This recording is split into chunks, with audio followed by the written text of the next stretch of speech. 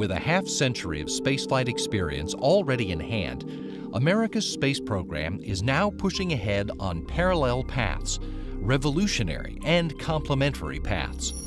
On one, NASA is building a space launch system and Orion spacecraft to carry astronauts farther from Earth than we've ever gone before, to an asteroid and eventually to Mars.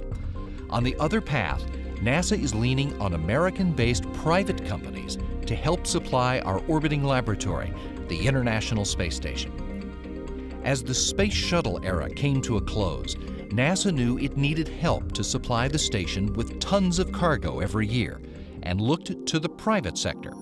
How can we partner with industry? How can NASA be a partner with commercial industry and take advantage of the ingenuity and innovation that exists in American industry, as well as the entrepreneurial spirit to develop these new capabilities, just like any new product can be brought to market?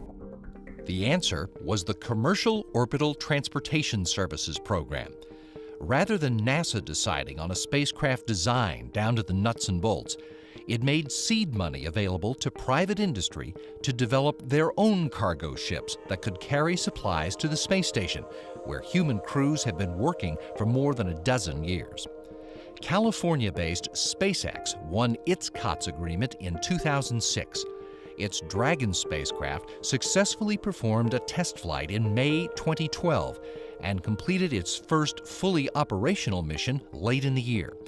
SpaceX flights continue each year, taking tons of supplies and science up to the station, and just as importantly, returning science experiments back to Earth for study.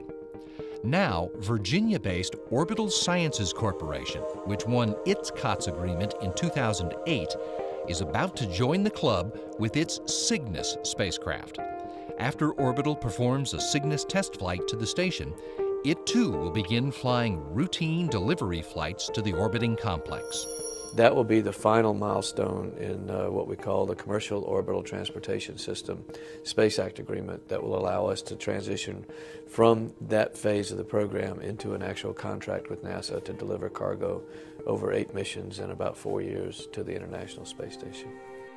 Cygnus rides to orbit on the Antares, a 2-stage launch vehicle designed to provide reliable access to low Earth orbit for payloads of more than 5,000 kilograms.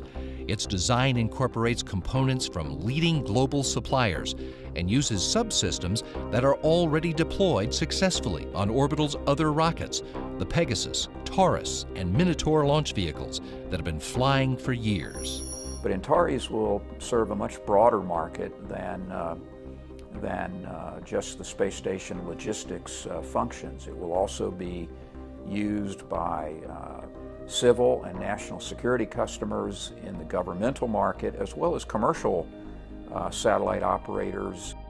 The Cygnus Advanced Maneuvering Spacecraft, consisting of a service module and a pressurized cargo module, also incorporates elements from flight-proven systems flown by Orbital and its partners. The service module avionics systems are from Orbital's LeoStar and GeoStar satellite lines.